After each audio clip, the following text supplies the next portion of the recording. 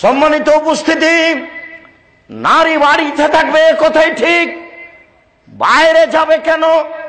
জরুরি কারণে যেতে পারে। মহান আল্লাহ বলেন, ইয়া আইয়ুহান নবী কুল আজওয়াজিকা ওয়া বানাতিকা ওয়া নিসাইল মুমিনিনা ইদুনিনা আলাইহিন্না মিন জালাবিবিহিন্না। মুহাম্মদ সাল্লাল্লাহু আলাইহি সাল্লাম, আপনি আপনাদের স্ত্রী, আপনার স্ত্রী, আপনার মেয়ে, জনগণের স্ত্রীকে বলে দেন, তারা যখন বাড়ি থেকে বের হবে তখন ইসলামী পোশাক পরে চাদর গায়ে দিয়ে মুখের উপরে চাদর ঝুলিয়ে বাড়ি থেকে বের হবে। ফালা ইউরাফনা, তাদেরকে সহজে চিনা যাবে না। যখন চিনা যাবে না তখন তাকে কেউ কষ্ট দিতে পারবে না। ইফরিজিং তো বহু দূরের কথা, ফালাইউ যাই না। যেহেতু চিনা যাবে না, যেহেতু চিনা যাবে যে পর্দাশীলা মহিলা বোরখা পরে আছে, তখন তাকে দুর্বল কিছু বলার সুযোগ নেবে না। যেহেতু চিনতে পারবে যে পর্দাশীলা মহিলা, তখন তার উপরে কটু মন্তব্য করার সুযোগ নেবে না, ইফটিজিং করবে না। ইফটিজিং এর পরিভাষা আল্লাহ তাআলা 1450 বছর পূর্বে জাতির সামনে পেশ করেছেন কোরআন মাজিদে। ফলাই যায় না, তাকে কষ্ট দেওয়া হবে না, তার উপরে দুর্বল মন্তব্য করা হবে না, বলবে না যে মাল চলে গেল, এ কথা বলবে না। কাজেই এই নোংরা বোরকা চলবে না, যে বোরকাতে তার শরীর অঙ্গ প্রত্যঙ্গ দেখা যায়। এই বোরকা চলবে না যে বোরকা ঢং করে আছে।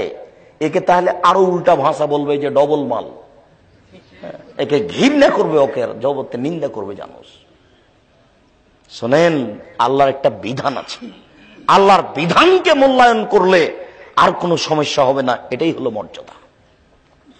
মহান আল্লাহ বলেন, ওয়াইজা সালতুমুহুন্না মাতান ফাসআলুহুন্না মিন ওরাই হিজাব যালিকুম আতহারু লিকুলুবিকুম ওয়া কুলুবিহিন্না। পৃথিবীর মানুষ, তোমরা যদি নারীদের কাছে কিছু নিতে চাও, এ দেখেন নারীদের কাছে কিছু নেওয়া যাবে। তোমরা যদি নারীদের কিছু বলতে চাও, এ দেখেন নারীদের কিছু কিছু বলা যাবে, সে যেই হোক। তাহলে তোমরা অন্তরাল থেকে বলো, আট থেকে বলো, কি বলতে যাচ্ছ? পৃথিবীর যে কোনো মহিলার সাথে কথা বলা যায়, পৃথিবীর যে কোনো মহিলাকে কিছু জিজ্ঞাসা করা যায়। তখন যখন তার শরীরে ইসলামী পোশাক রয়েছে, যখন আপনার মাঝে আর তার মাঝে অন্তরাল রয়েছে, তাহলে কি হবে?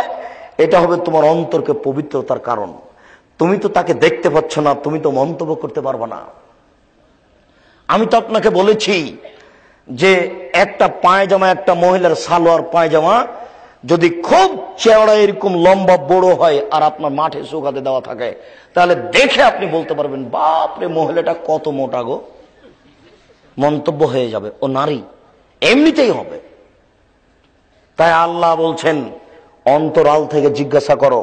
ডেল ডোল বোরকা থাকবে, অঙ্গ প্রত্যঙ্গ বোঝা যাবে না, তার অঙ্গ প্রত্যঙ্গ সম্পর্কে কোনো মন্তব্য করতে পারবে না ছেলেটা। কেন? দেখতেই পায় না তো ভাববে কি দিয়ে? বুঝাতে পারছি না। দেখতেই পায় না তো ভাববে কি দিয়ে? ওইদিকে কে দাঁড়িয়ে আছে এই পর্দার আরে, ওইদিকে কে আছে আমরা এখন বলতে পারবো? তা ভাববো কি করে? আল্লাহ বলছেন ও ডেল ডোল পোশাক পরে থাকবে, তাহলে তোমার অন্তর পবিত্র, তারও অন্তর পবিত্র। আর যখন একবারে ল্যাংটা হয়ে সামনাসামনি আছে, তাই তো মেয়েটা বলছে ওর বন্ধুকে, ভাইয়া আসো, ভাইয়া আসো, চা খেয়ে যাও, ভাইয়া আসো। ওর মাও বলছে তোর ভাইয়াকে ডাক, চা খাওয়া। মাও যেমন বেটিও তেমন, দুইজনই একই। মহান আল্লাহ বলেন, আল কাওয়াইদু মিনান নিসাই আল্লাতী লা ইয়ারজুনা নিকাহ ফালাইসা জুনাহা ইয়াদানা সিয়াবাহুন্না গায়রা মুতাবাররিজাতিন বিজিনা। যার বিবাহের স্বাদ নেই, বয়স বেশি হয়ে গেছে, তার পর্দা লাগে না। আল্লাহ তাআলা কোরআন মাজিদে আদেশ করেন, যার বয়স বেশি হয়ে গেছে, বিবাহের স্বাদ রাখে না, তার পর্দা লাগে না। তবে সে সৌন্দর্য করে প্রদর্শনী দিয়ে ঘুরবে, বৃদ্ধা মেয়ে, এটা নাজায়েজ, হারাম, তবে তার পর্দা লাগে না। আশ্চর্য নীতি উল্টে গেছে। মা 60 বছর বয়স বোরখা পরে আছে, আর মেয়েটা 16 বছর বয়স ল্যাংটা হয়ে আছে। মা বেটি একসাথে চলে। বাপ 3 চিল্লে দিয়েছে, এত বড় টুপি মাথায় আছে, মেয়ে ল্যাংটা হয়ে আছে। দেখেন এখানে আছে, আপনাদের মধ্যে আছে। কেমন গতি, এমন কেন? কেন লজ্জা নেই? এই জন্য তো একাধিক দিন বলেছি আমি। দেখেন আল্লাহ বলছেন যে বয়স বেশি হয়ে গেলে পর্দা লাগে না, অথচ মা বোরকা পরে আছে আর সাথে মেয়েটা কাপড় পরে নেই। দিন রাত দেখছেন, অহরহ দেখছেন, অথচ সবাই মুসলমান, সবাই কেউ 3 চিল্লা দেয়, কেউ হজ করে, কেউ উমরা করে। দেখেন নীতি কেমন আর আল্লাহর বিধান কেমন। সম্মানিত উপস্থিতি, আল্লাহর বিধানকে উপেক্ষা করে সম্মান লাভ করা যায় না। রাসূল সাল্লাল্লাহু আলাইহি ওয়াসাল্লাম নারীদের এত মর্যাদা দিয়েছেন, আল্লাহ তাআলা নারীদের এত মর্যাদা দিয়েছেন। রাসূল সাল্লাল্লাহু আলাইহি ওয়াসাল্লাম বলেন, মান আলা জারিয়াতাইনে, কেউ যদি 2টি মেয়ের লালন পালন করে, কেউ যদি 2টি মেয়ের লালন পালন করে, হাত্তা তাবলগা, বড় হওয়া পর্যন্ত, বিবাহের বয়স পর্যন্ত, ও হুয়া আনা ইয়াউমুল কিয়ামা ফিল জান্নাহ হাকাজা ও জাম্মা আসাবিআহ, তিনি বললেন ওই ব্যক্তি আর আমি জান্নাতে এইভাবে থাকব। যে ব্যক্তি 2টি মেয়ের লালন পালন করলো, সে ব্যক্তি আর আমি জান্নাতে এইভাবে থাকব। তখন আঙ্গুল দুটি জমা করে দিলেন। এরকম কথা তিনি আরেক জায়গাতে বলেছেন। তিনি বলেছেন কাফিলুল ইয়াতীম, যে ব্যক্তি এতিমের লালন পালন করে, এতিম, যে ব্যক্তি এতিমের লালন পালন করে, সে ব্যক্তি আর আমি দুইজন জান্নাতে এইভাবে থাকব।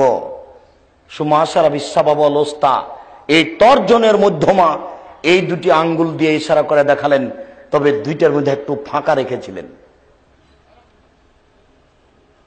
এতিমকে যে লালন পালন করবে, সেই ব্যক্তি আর আল্লাহর নবী জান্নাত